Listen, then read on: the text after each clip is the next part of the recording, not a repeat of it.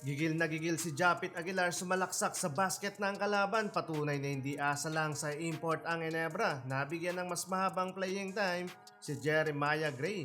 Yun nga lang, anyari mga idol, inalalayan ni Coach Team palabas ng court. Barangay Ginebra is back mga idol para sa kanilang redemption campaign dito sa 49 PBA Philippine Cup at mukhang handa na rin mga idol na sumabak na walang Justin Brownlee.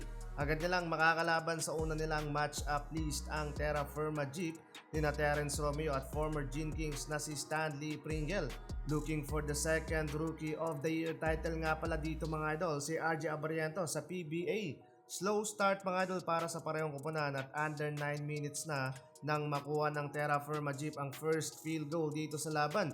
Kasama nga pala mga idol sa first 5 si Jeremiah Gray, mainit sa pagsisimula ng laban etong si Stephen Holt at agad gumawa ng 6 straight points mula sa back-to-back 3-pointer.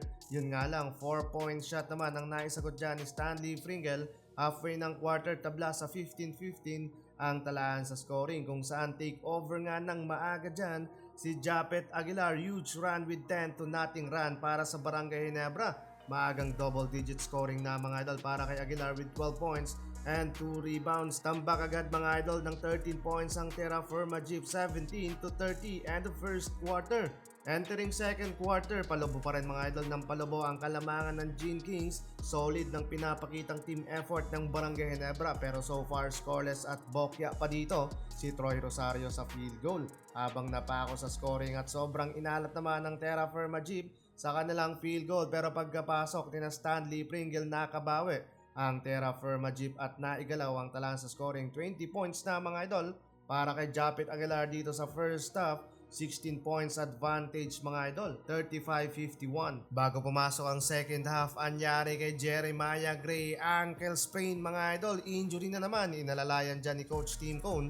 The rest ng laban, sit out na mga idol, pero sabi hindi raw ganon kalala ang injury at good news yan. Second half time mga idol, nagkasunod-sunod ang turnovers ng Terra Firma Jeep sa early minutes ng third quarter. Kaya na-convert din mga idol ng Ginebra sa back-to-back field goal with 4-0 run. Dunk party mga idol, etong si Japit Aguilar so far, 28 points na sa laban, patunay na hindi asa sa import ang Ginebra. Malapit na ding makuha ni Scottie Thompson ng triple-double sa laban, 11 points, 12 rebounds, and 6 assists na so far dito sa laban. Fourth quarter, naghahabol pa rin ang Terra Firma Jeep pero kailangan muna nilang burahin ng 20 points lead ng Ginebra. Second to the leading scorer pa dyan from the bench si RJ Abarientos na may 14 points na and 6 assists. Mukhang maganda ang magiging campaign ng Gene Kings dito sa Philippine Cup basta healthy throughout the season lang. Durog ang Terra Firma Jeep sa laban na to. Panalo sa unang laban ang Barangay Ginebra.